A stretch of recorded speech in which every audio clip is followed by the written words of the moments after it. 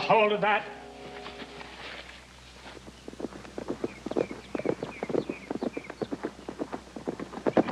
Shove your end over in the line.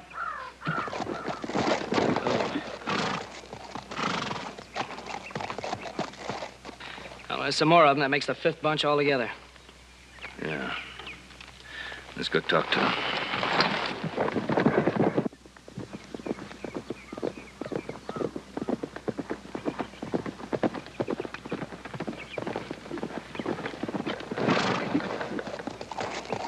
You wait here.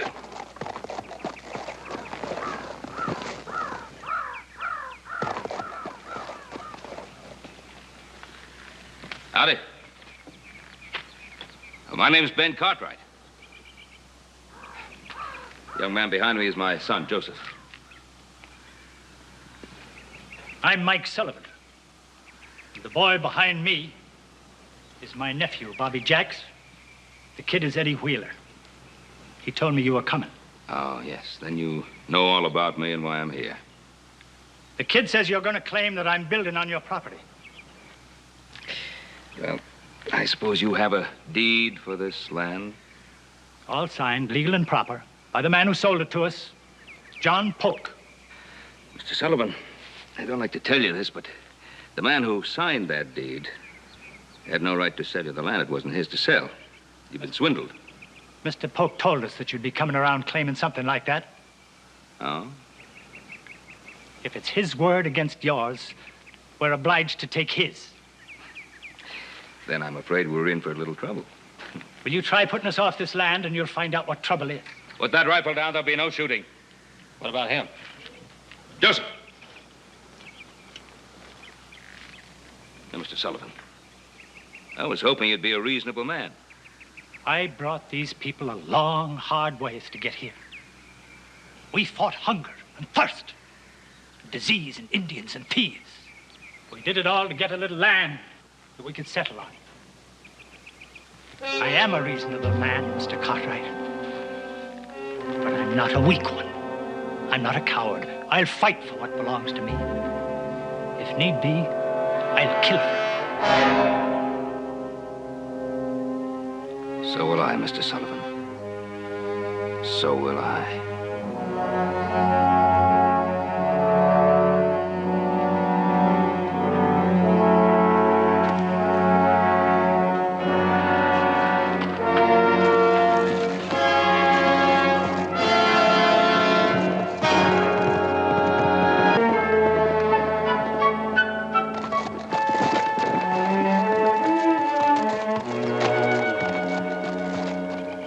Deceiving me? Oh, your eyes are all right, Pa. I see it, too. I'm Amanda Gates, and this is Victoria, my sister. I do. We're unmarried ladies. When we bought this place, the man told us that ranchers would want to water their stock here. Now, it's perfectly all right, for a small fee, of course. Well, there must be some mistake.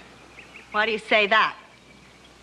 Well, ma'am, this land and the water, they belong to the Ponderosa, and we haven't sold any of it. Well, excuse me, my name is Ben Cartwright. This is my son, Joseph.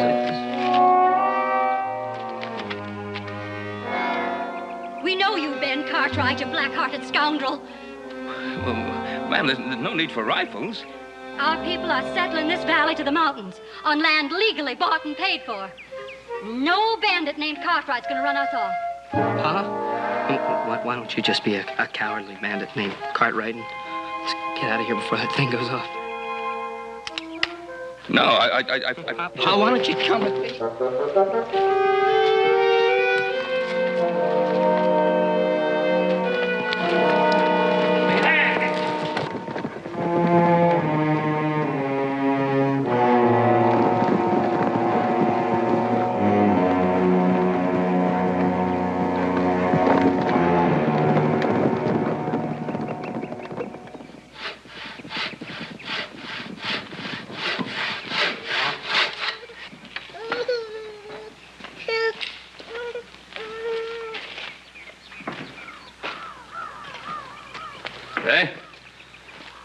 My name is Henri Belrose. Oh, my name's Ben Cartwright. My son, Joseph. How are you? This is my friend Jean Wheeler. Just how many are you? And how did you all happen to come here? We came here on a wagon train. My wife and I, we came to this country to build a home. Mr. Belrose, this happens to be my land. It is my land, Mr. Cartwright. Do you wish to see the deed? Yes, I would very much like to see the deed. Lisette, please bring our deed and come out and meet Mr. Cartwright.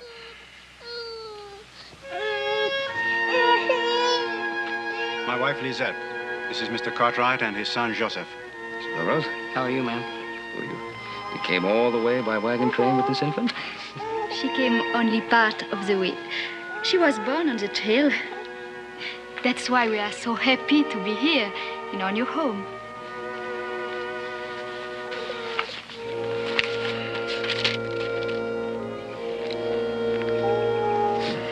So you can get a seal. Does the deed look all right to you, Mr. Cartwright? Best looking deed I've ever seen. Well, we'll talk again, Mr. Belrose. And Mr. Wheeler? Goodbye. Good day, ma'am.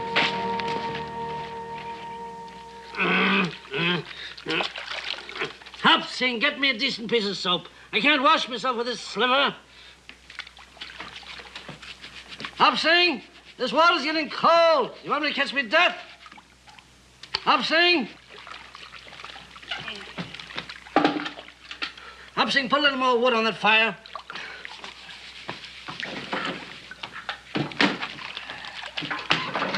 Why aren't these towels warming with the fire?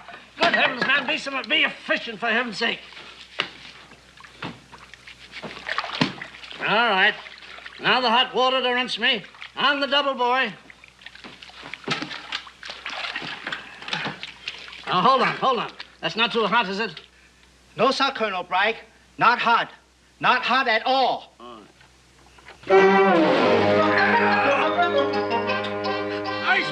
Ice water! You fiend! That was deliberate! Where you going, you monster? Take long trip for health. Maybe go back China.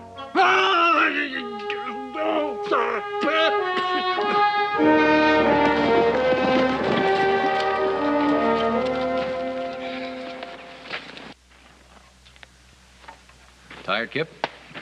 Well, I wouldn't exactly like to wrestle a bear about now.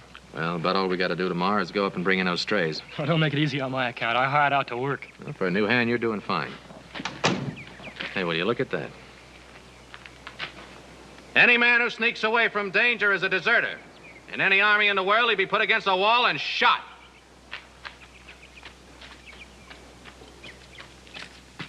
I no deserter, Mr. Adam. I take long vacation. Colonel Bragg, all time yell. Head go boom, boom, boom. Very bad. Pa served with the colonel. Old Fussed and Fuddle, as men called him. Pa even saved the colonel's life one night when he wandered into the enemy lines. I know. He tell me same story 50 times. Well, that makes it a privilege to have him as a guest in our house, to keep his valuables in our safe and to look after his busted leg.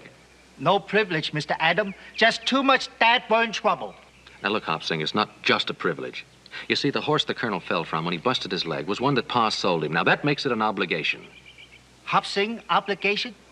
Well, you're one of the family, aren't you? Just like me, Hoss, and little Joe. You're too smart for me, Mr. Adam. You say I one of the family, I cannot go. I stay.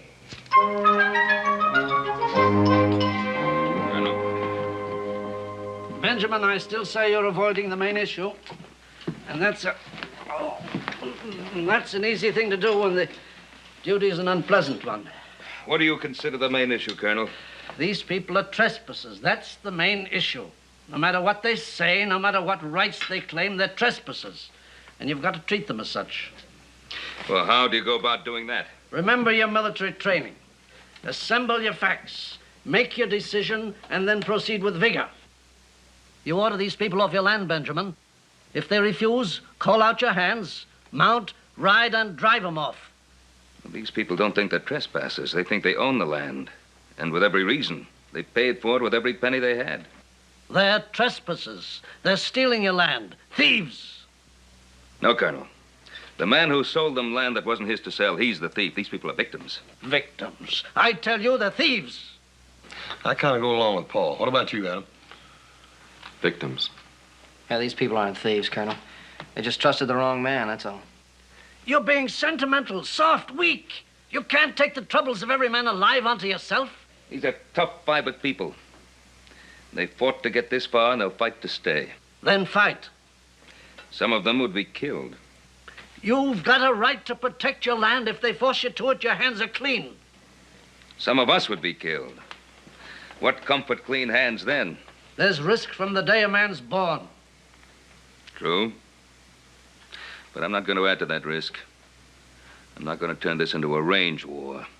We'll proceed legally. I'll see my lawyer. Meanwhile, if we can find the money and give it back to them, the settlers might be more inclined to listen to reason. Adam, tomorrow morning, why don't you ride into Virginia City? Let the sheriff know what's been happening. Well, I was going with Kip up to the North Range to look for strays. But I guess he can go alone. Oh, he should be able to. He's a good man.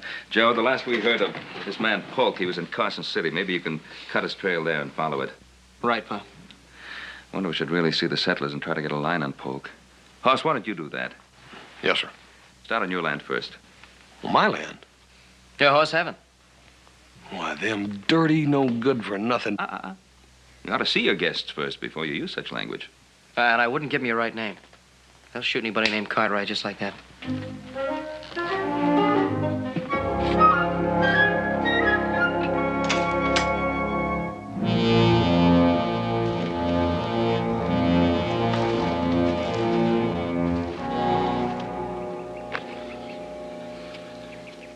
For a country loaded with deer, you sure go a long ways and never see one. Move to the high mountains is my guess.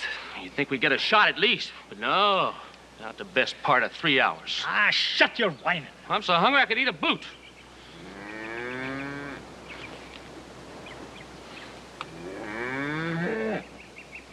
What are you doing? That's a steer. Well, that's food.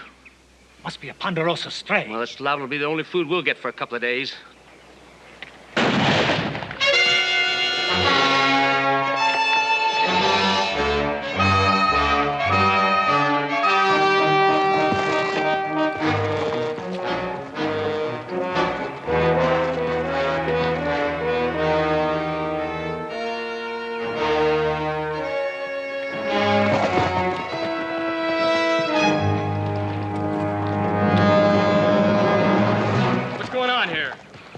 See for yourself.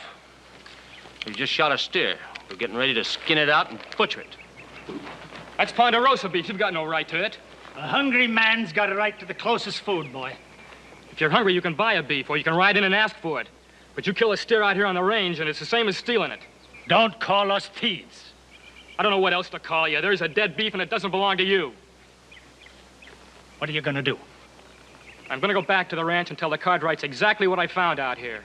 I don't know what they're gonna do about it, but I've seen men hang for less. You don't hang me.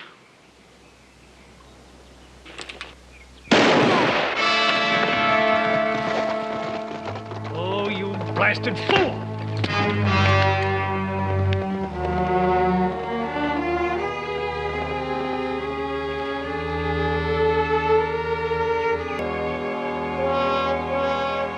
Uncle Mike, I had to kill him. You want me to hang for a steer? Ah, no one was gonna hang you. That was talk. Now, our fight for land has turned into a fight to stay alive.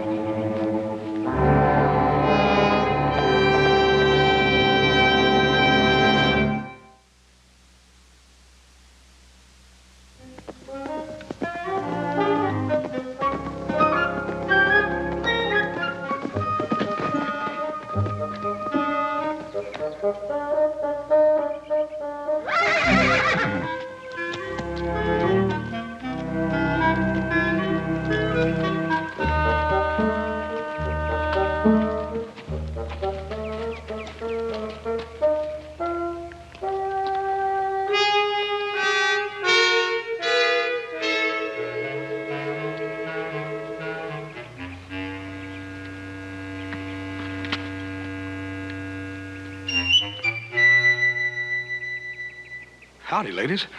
I was just riding by, and I thought I'd stop in and say howdy. Whereabouts is your menfolk at? We have no men folk. We're unmarried ladies. Who might you be?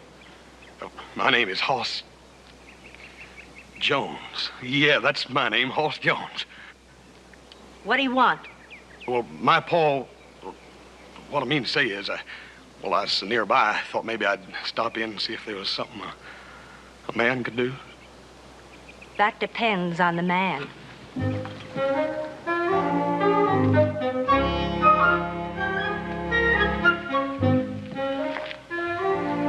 Do you know a Ben Cartwright?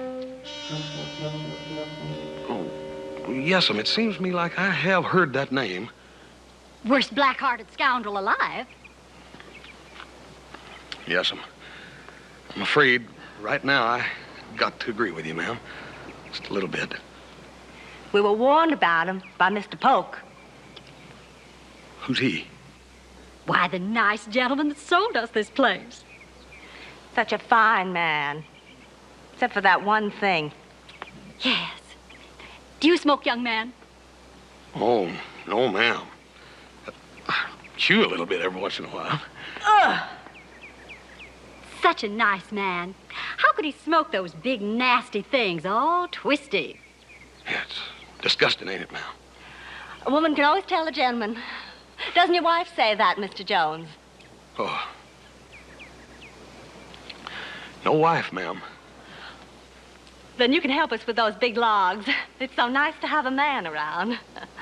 Especially a single man.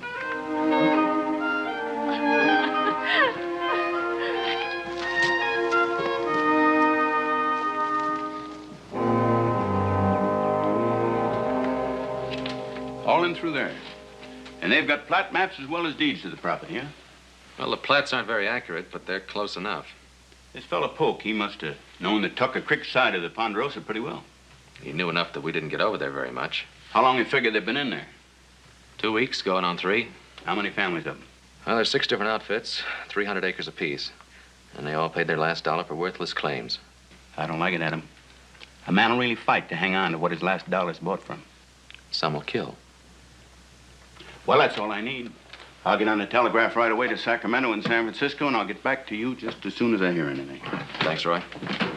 Bye. Bye. He's a big man, 55 or 60, an average kind of a man. John Polk was his name. He had a beard and... anything else? He had a wife, too. Good-looking woman. Looked to be much younger than he was, but stunning, though. Yeah, and they stayed here? Oh, yes, indeed. They had our best suite, as a matter of fact. Mrs. Polk was a very good-looking woman. Yeah, so you said. Did they leave any forwarding address of any kind? No, they didn't. Look, do you have any idea at all where they went? No, I haven't. Is there anybody in Carson City who might have an idea? No, I'm positive there's not. Oh, why positive? Well, many people would like to find him. He left owing $1,000 in debts around town. I'd say the man was a crook. I think his wife was, too. But she was a lovely woman. Absolutely stunning. Yeah, so you said. Well, look, is there anything else in particular you can remember about this man, Polk? Oh, yes. Yes, as a matter of fact, there was. He always struck his matches across his posterior. He what? He smoked cigars. He always lit his matches like this. His wife didn't like it much, though. Didn't like what? The gesture, this. Oh, but she was a stunning woman. Thank you very much.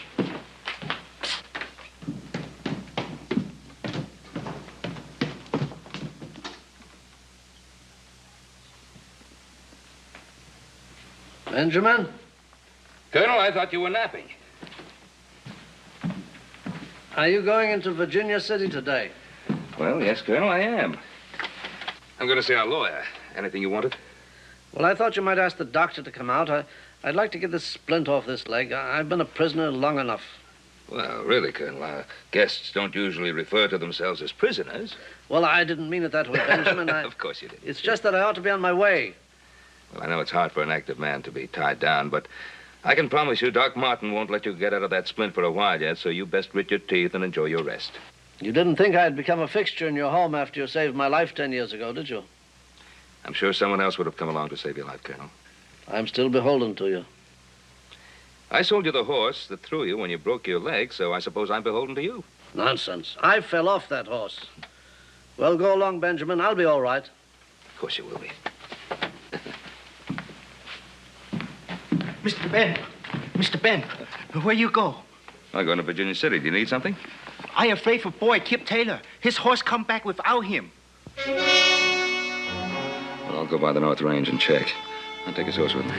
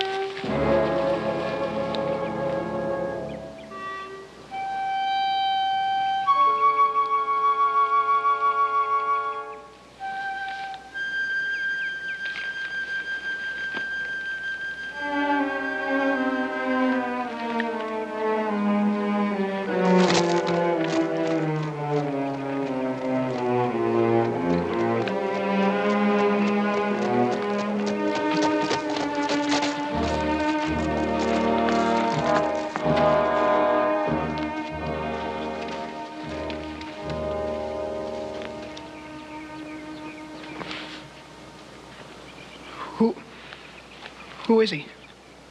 One of my hands. What do you know about this boy? Nothing, Mr. Cartwright. Like you, I just seen it. You see what happened? Somebody was butchering a steer, looks like. Yeah. Ponderosa steer. Looks to me like Kip Taylor caught him at it. And he just killed him and left him here. Why were you following me, boy? My folks thought it'd be best to know what you was up to. They was afraid what you might do if you got men together. I was going to let them know. Well, you can let them know something for me now. You can tell them I want them together at the Belrose place. You can tell them I'll meet them there. You can say that I'll be riding in with only one man. This one.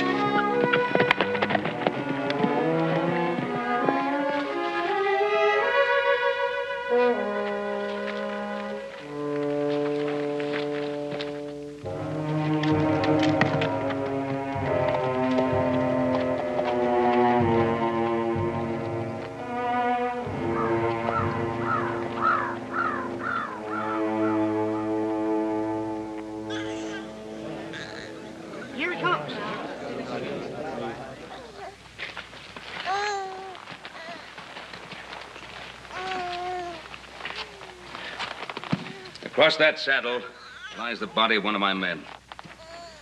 He found someone butchering a Ponderosa beef, and that someone, whoever it was, shot him down. I don't know who it was that shot him down. Could have been a stranger who rode on out of the country after the killing was done. It could be. Could also be the killer is one of you. If the killer is one of you, it'd be best if you found him out and turned him over to the law before all of you are blamed. Thanks for the advice, Mr. Cartwright. It's good advice. Kip Taylor's relatives and friends might want an eye for an eye. And you're strangers here. What started out as a dispute over land could turn with this into a shooting war, with more dead to bury on both sides. Oh, what about our land? You can all stay here for a while. All I ask is that you don't build, and don't cut trees, and don't break sod. We don't want your charity. We want to build and cut and dig here, on this land we paid for, our land. You think about all this. Talk among yourselves. Decide what you want to do. And remember, I'll help you follow any sensible course. But if you fight me, I'll have to fight you. You decide.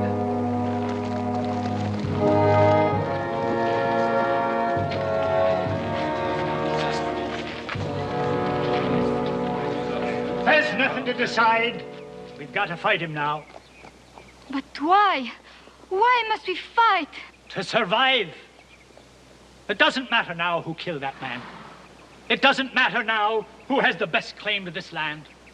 All that matters now is root hog or die. We came a long way, Henri and I, to get away from violence. We don't want killing. We'll move on. Move on to where? You got no money to buy more land here. You can't go on to free land. Your animals and your gear are beat out. The season's gone. The passes are full of snow. It's this place or nothing. But there is a right and a wrong to choose between. Not for you, Belrose, and not for you, Wheeler, and not for any of us. Men with several choices can fret between what's right and what's wrong. But when there's only one thing you can do to stay alive, you gotta call that one thing right and go ahead with it.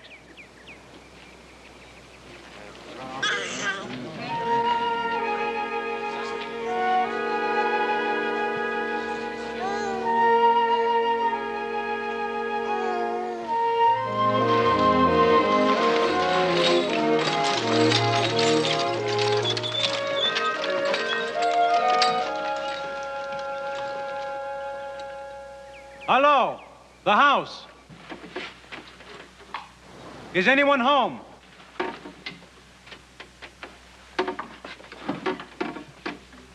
Hello in there.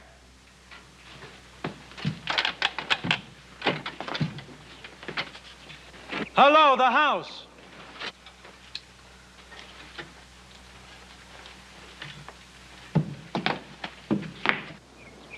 Hello in there. Is there anyone home?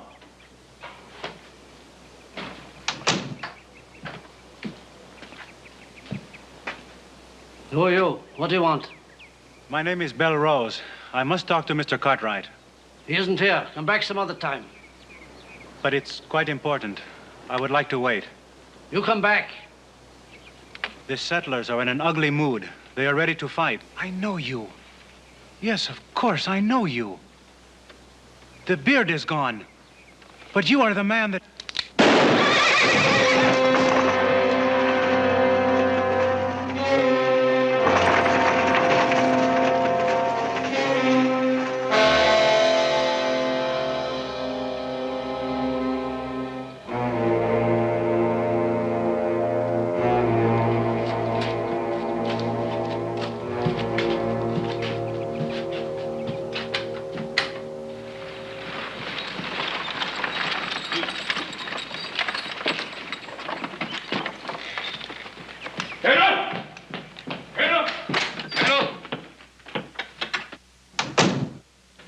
You're all right. Yes, of course. Have my boys come back yet? I'm all alone. What in the world's wrong? That young Belrose, one of the settlers, he's dead. I just found his body in a wagon about a quarter of a mile from here. And I've just taken Kip Taylor's body to his parents in Virginia City. Taylor dead? Murdered. My boys aren't back yet, eh? No. There's been no one here. Even Hop Singer's off somewhere. I've been alone all morning. Why are you staring at me like that? Huh? Oh, I wasn't staring. I was... Belrose has a wife and a baby. I'm gonna have to take his body back to his widow. But when my sons get back here, tell them that I want them to stay here. Shouldn't they be with you? No. If they were with me, someone might think that I was out for more killing. And I'm not.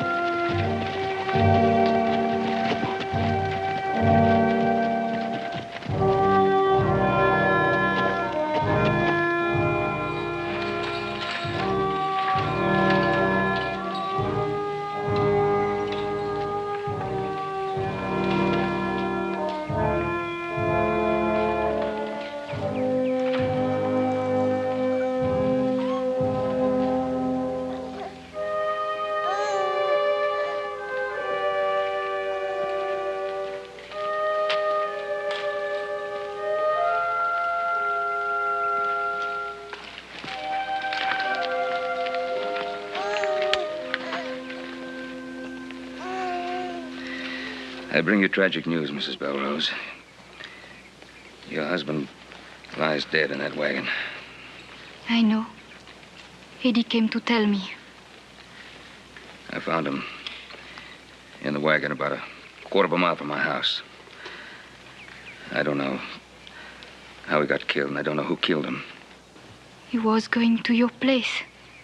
He didn't want killing. He hoped you would know how to stop it. He was going to my house? And now he lies dead. Mrs. Belrose, I'll be back and we'll talk again of this. But for the moment, please accept my deepest sympathies for yourself and the child. Thank you, Mr. Cartwright.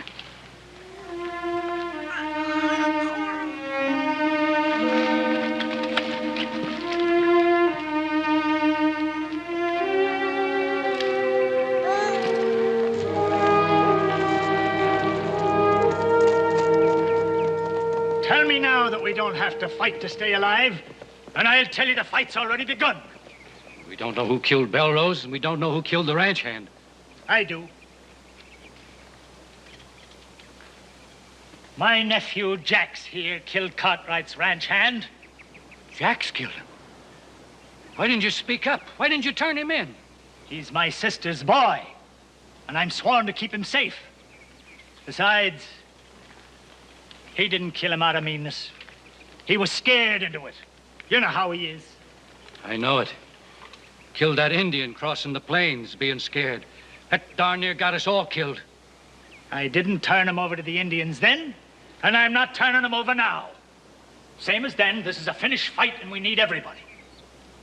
We've got to let them know we don't scare easy. Then they'll leave us alone. Then they'll leave us have our land. The fight goes to him who hits first and hardest.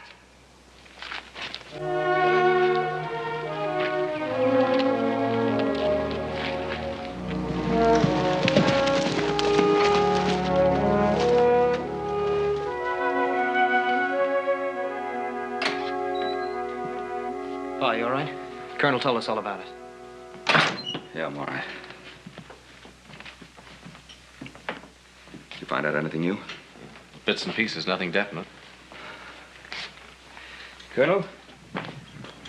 Now, are you sure there was no one here all day? No, there was no one here. And there was no one moving around outside? Well, I don't know about that. I haven't been outside. I've been sitting here all day.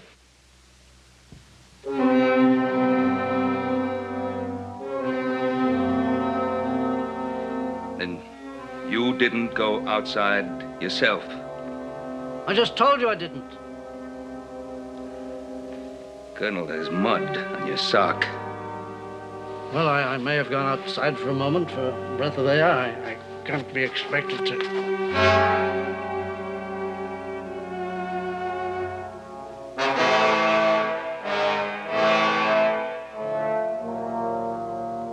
Desk clerk told me Polk used to light his cigars by striking a match in his trousers.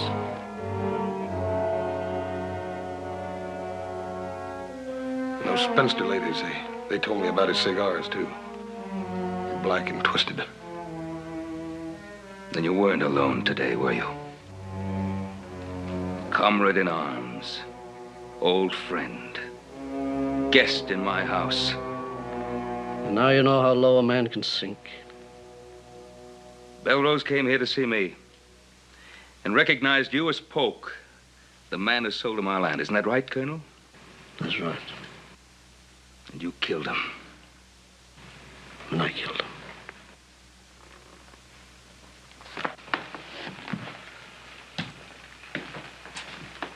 The young wife, beautiful, greedy, spent all I had on her, went head over heels in debt. An old man making a fool of himself over a young woman. It isn't a new story, is it? No, it isn't a new story. But it's just what you might have expected of old Fussed and Fuddled, isn't it? Oh, I knew what the men thought of me, Benjamin. Not that I could blame them. I never did anything right in my life. Got lost in the woods at night, fell off horses. Not a man, a fool. Not a soldier, a clown. Now she's gone too. When she found out that I'd broken this leg, she thought I'd botched the whole deal on her. Ran off with another man. I thought I could get away with swindling these settlers. I'd take the money and you'd send them packing, and that's all there would be to it. I didn't think there would be any killing. Where's the money, Colonel? In the small satchel in your study. Every dollar of it. Boys, hitch up a wagon. The Colonel and I are going to return that money. And saddle up your horses. You ride along with us. I wouldn't want anyone getting the idea of hanging the Colonel without a trial.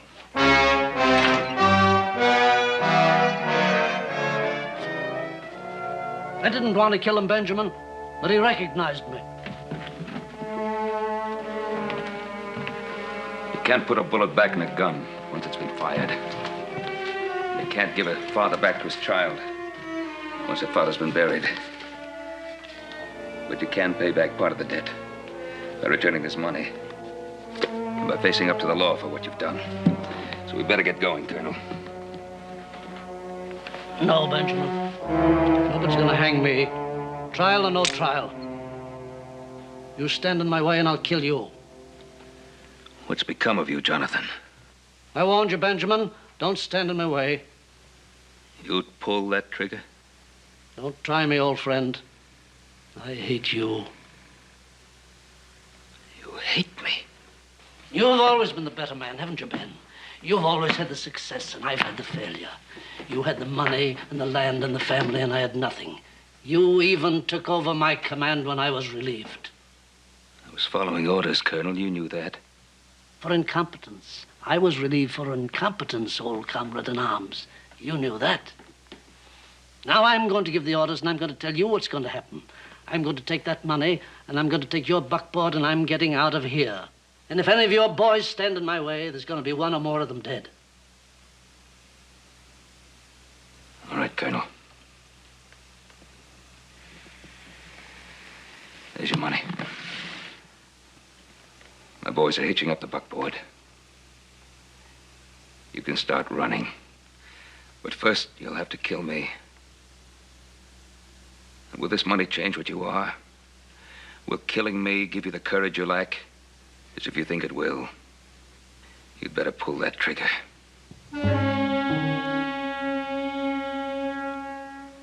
It isn't me you've hated all this time, is it, Colonel?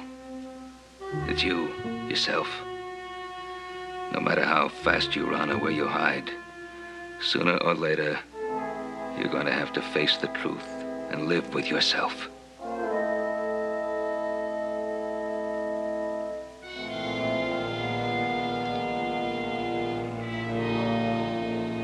Give me that gun, Colonel.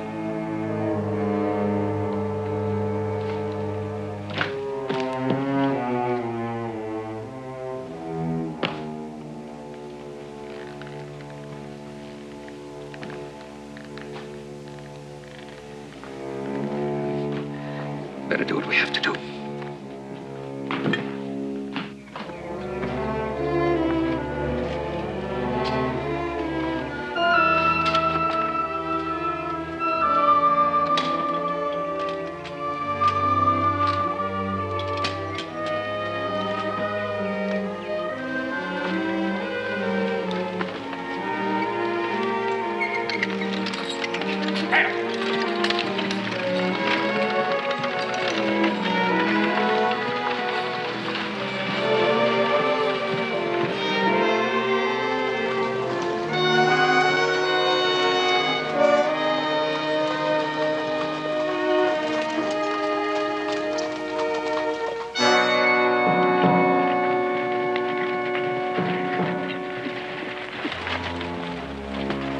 coming along this way. Now, they're a weaker party than we are, and we got surprise on our side. I'll have no part of a massacre, Sullivan. Will you fight? They give us no choice, but I gotta see it's fight or die before I shoot. You'll see. Now take the horses around back and take cover. I'll do the talking.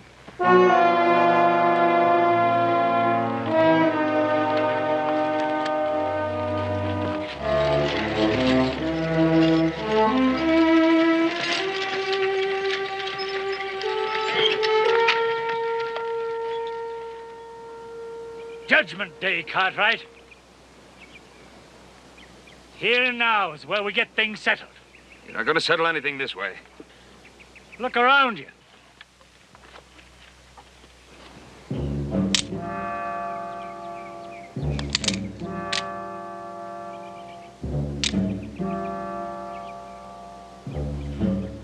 There's no need for this. No need for any ambush. That'll depend upon you. We want clear title to our land. The land is not yours. You're getting your money back. The money'll do us no good. We haven't got time to wait for it. You don't have to wait for your money.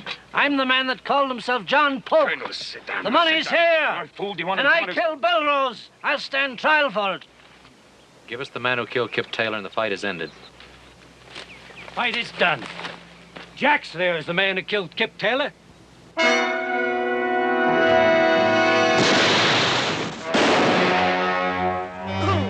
your fire.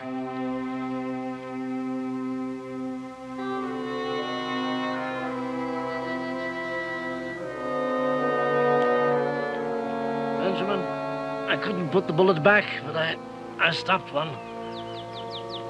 I finally did something right.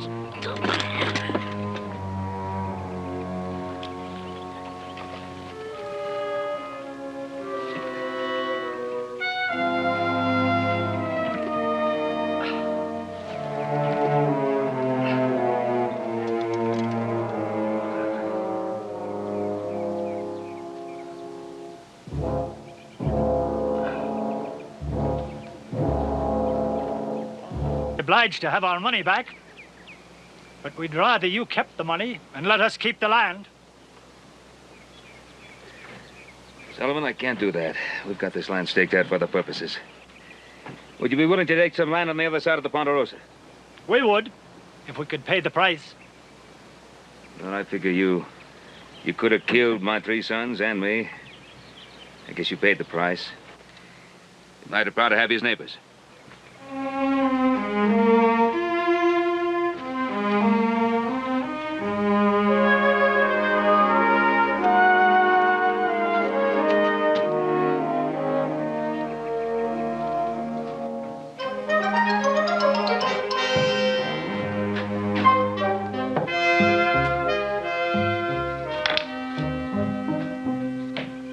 Thank you, Obsing. That burn, I'm glad you didn't catch that slow boat to China.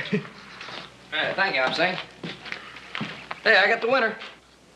Well, I guess you'll be playing me then. The game's not over yet. Oh, did you deliver that lumber to the settlers? Yeah, wagon load to each place. Good. It's going to be the difference in them folks being warm and comfortable this winter and freezing to death, ain't it? Mm-hmm. Hey, Horace, how'd you make out with those school marm ladies? I understand one of them almost hogtied you. Me? I know how to handle them female women. You just told them that I was a bachelor and I was going to stay a bachelor and there wasn't a dead-burn thing they could do about it.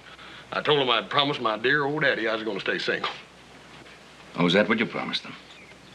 Hey, Hoss, I didn't realize you knew so much about women. Huh. Joe, it's easy. You just got to know how to handle them. I've learned that females is pretty much the same the world over, whether they're a horse or a woman. You just got to be firm with them. Tell them what you want them to do in no uncertain terms, and by golly, they'll do it. Oh, hey. Well, ladies, and what brings you here? Oh, well, we were just passing by and thought we'd drop in for a minute. Well, believe me, it's our pleasure. We're having a little box social tonight, and we wondered if we could persuade Mr. Hoss to attend. Well, I think if you would ask him in no uncertain terms, by golly, I think he'd do it.